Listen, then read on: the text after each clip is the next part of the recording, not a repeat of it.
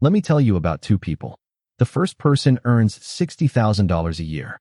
They have a steady job, a decent apartment, and they work hard every single day. But every month, no matter what, the money disappears. Rent, food, subscriptions, a dinner out here, a small emergency there. And by the 28th of the month, they're watching their bank account like it's on life support. The second person? Same income, same city, same cost of living. But something is different about them. They seem calmer. They don't panic when the car needs a repair. They don't lose sleep when their company announces layoffs. They make decisions differently. They act differently. They even think differently about money. What's the difference between these two people? It's not their salary. It's not their job title. It's not even their spending habits, at least not entirely. The difference is $10,000 sitting in a savings account. Now, before you say, that's not a lot of money, stick with me. Because this video isn't really about the money. It's about what happens inside your mind when that money exists. And once you understand that, you'll never think about saving the same way again. Most people think about saving money completely backwards. Here's how the average person thinks about it. They say to themselves, once I start making more money, I'll start saving. Or they say, I'll save what's left over at the end of the month. Or maybe they've read a personal finance article and they say, I know I should have an emergency fund, I just haven't gotten around to it yet. And the months pass, then the years, and somehow, there's never quite enough left over. The emergency fund never gets built, and they stay stuck in the same cycle, earning, spending, stressing, repeat. Here's what's really going on. It's not laziness. It's not stupidity. It's psychology. There's a well-documented phenomenon in behavioral economics called present bias. Our brains are literally wired to value what we can have right now more than what we could have in the future. A coffee today feels very real. The financial security you'd have in 6 months if you skipped that coffee, that feels abstract, distant, almost imaginary. And so we choose the coffee, and the dinner out, and the new shoes. Not because we're irresponsible, but because our brain is doing exactly what it evolved to do. Prioritize the present. Survive today. Worry about tomorrow. But here's the cruel part of this trap. When you have no savings, every financial decision you make is being made under pressure. And pressure is the enemy of good judgment. Studies in behavioral economics have shown that financial stress, the kind that comes from living paycheck to paycheck, actually reduces your cognitive capacity. It's like your brain is running 40 browser tabs at once, all of them open to worst-case scenarios. And you're trying to make smart, long-term decisions with what's left. This is why people stay stuck. Not because they can't save, but because the very absence of savings makes it harder to think clearly enough to start saving. So what breaks the cycle?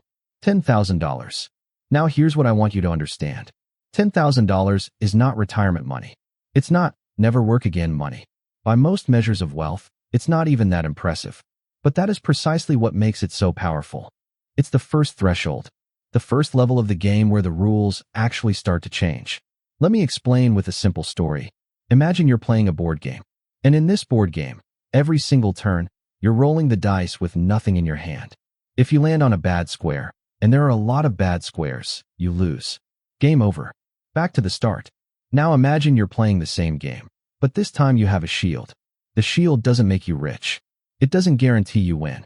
But it means when you land on one of those bad squares, you don't lose everything. You take the hit, you keep playing, and you move forward.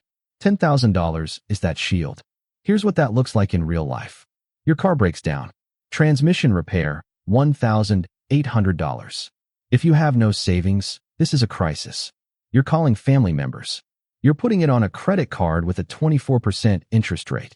You're stressed for weeks. You might even miss work while you figure it out. That one bad square cost you the game.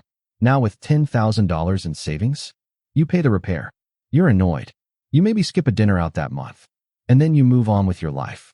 Same event, completely different outcome. Not because you were luckier, but because you had a buffer. But here's where it gets really interesting. Psychologists have a concept called cognitive load. Think of your brain like a computer. It has a certain amount of processing power. When your financial situation is unstable, a huge portion of that processing power is constantly running background programs. Worry about rent, anxiety about an unexpected bill, stress about next month. These programs don't announce themselves. They just quietly drain your mental energy all day, every day. When you have $10,000 saved, many of those background programs shut down. Not all of them, but enough that you suddenly have more mental bandwidth for everything else.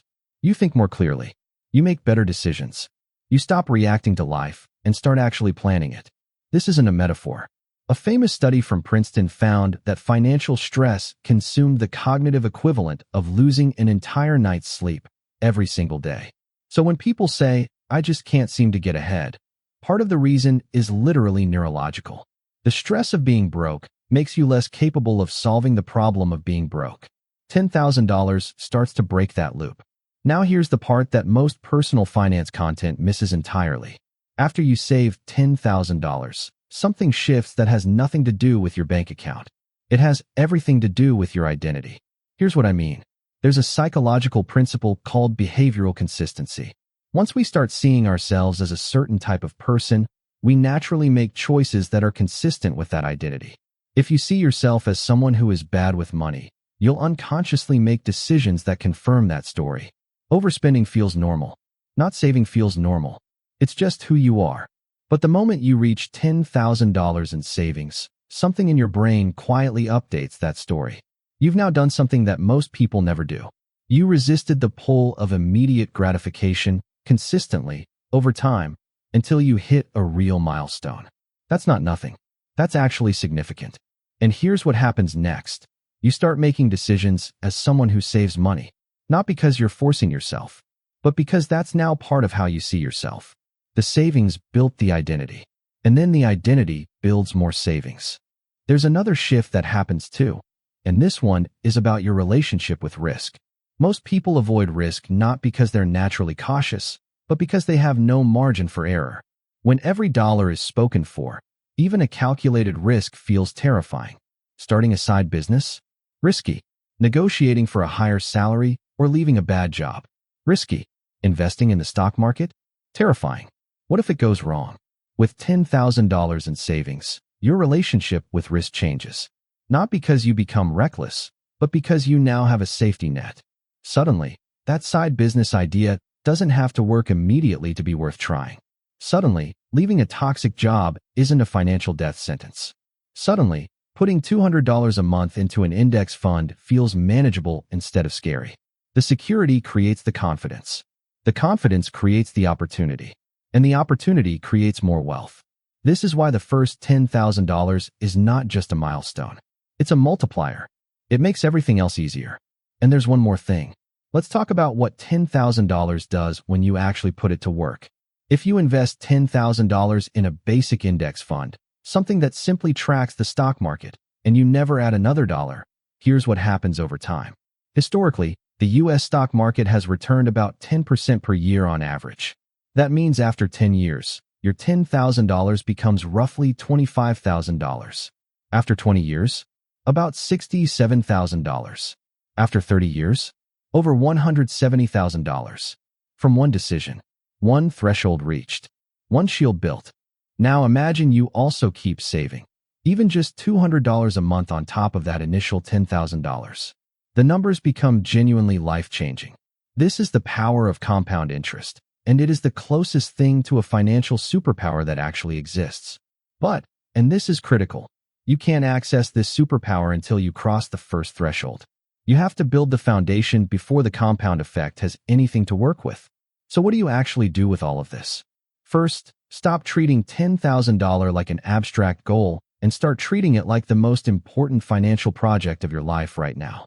Not retirement, not investing, not anything else. This first. Here's a simple framework. Take your monthly take-home income.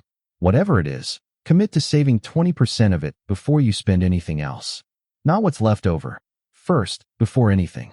This is called paying yourself first, and it works because it removes the decision from willpower. The money moves automatically before your present biased brain has a chance to spend it. If 20% feels impossible, start with 10%. If 10% feels impossible, start with 5%.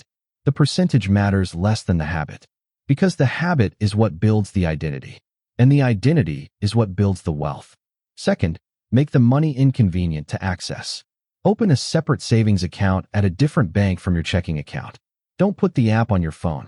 Make it slightly annoying to transfer money out. This sounds like a small thing, but research consistently shows that friction is one of the most powerful tools in behavioral economics. If spending your savings requires 3 extra steps, you'll do it far less often. Third, and I want you to really hear this, stop waiting for a raise to start saving. The data on this is brutal.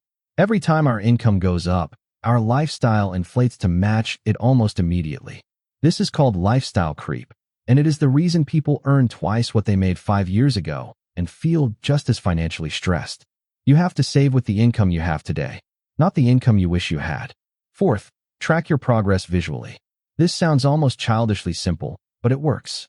Whether it's a spreadsheet, an app, or just a number you write on a sticky note on your refrigerator, seeing that number grow activates a psychological reward called progress motivation.